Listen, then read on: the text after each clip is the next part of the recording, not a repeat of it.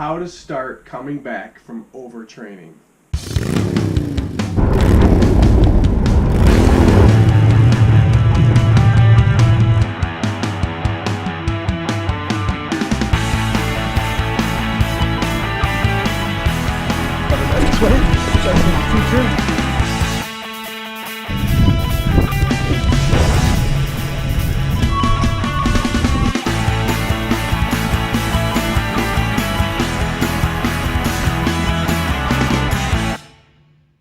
Hey everyone, Rob with Bike Life.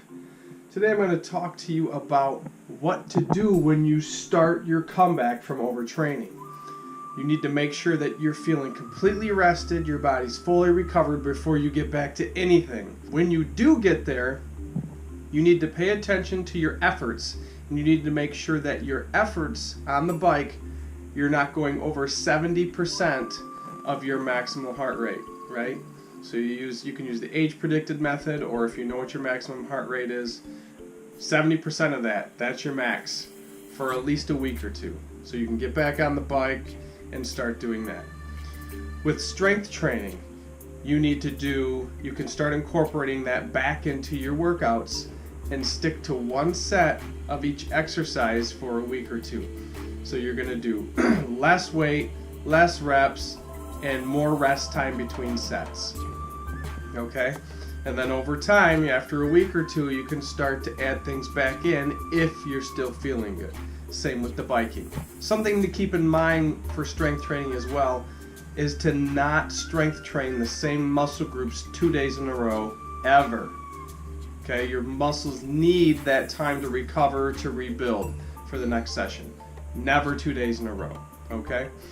You just need to do it every other day, so that's 2 or 3 times a week you can strength train. You also need to include recovery days. Make sure you have recovery days. Recovery days are so important in letting the body recover, heal, and getting that rest. You also need to make sure that your diet is dialed in.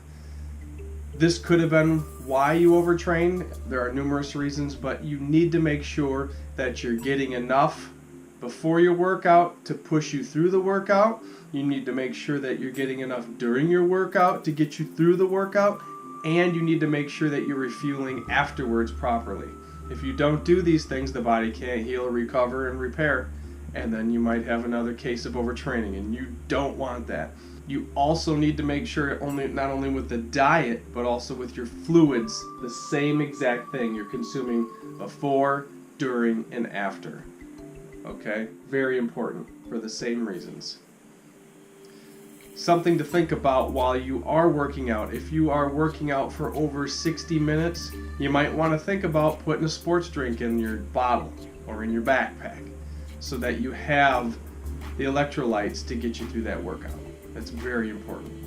And something else to think about when it's getting really hot and humid. So if you're above 85 degrees and it's humid and hot, it might be a good idea to think about consuming even more fluids, or maybe just making your workout a little shorter, because it can be kind of scary in the heat. Something else that can be beneficial is getting on a good high quality multivitamin. The food we eat today doesn't have what it used to have in it as far as nutrition. Our soils are depleted, there's more of us on the planet. Take a vitamin, man. It's going to help you out. It's going to help everything out. It's going to help your body, your recovery, the repair, the whole thing. You do not want to be deficient. So, get a good high quality vitamin. Something very important to pay attention to when you do go back to training is your heart rate. More specifically, your resting heart rate. You should take your heart rate every morning and watch where your resting heart rate is every morning. Try to do it the same way, the same time. That way you have a good baseline. If you ever see your heart rate in the morning elevated by more than, I would say, anywhere from 5 to 10 beats higher than normal, it might be a good idea to take that as a recovery day, or an active recovery day where you're out spinning in a low zone 1 or your lower endurance heart rate zone. Okay?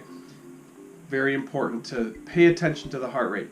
You also, if you have a power meter and a heart rate monitor, it's a good idea to compare those and watch if your heart rate is not getting where it should be with the power output that you're getting. There's another sign right there if your heart is not getting high enough. So pay attention to that too if you have a power meter. Listen to your body.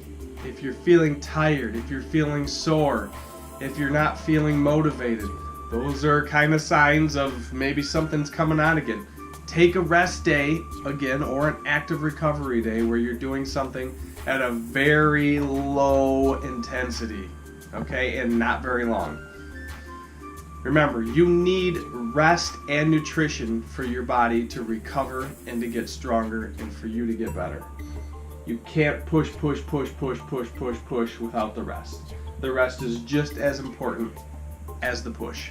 To finish up here, keep getting your massages. Keep taking Epsom salt baths. Keep doing your meditation. Keep stretching. Keep doing your yoga.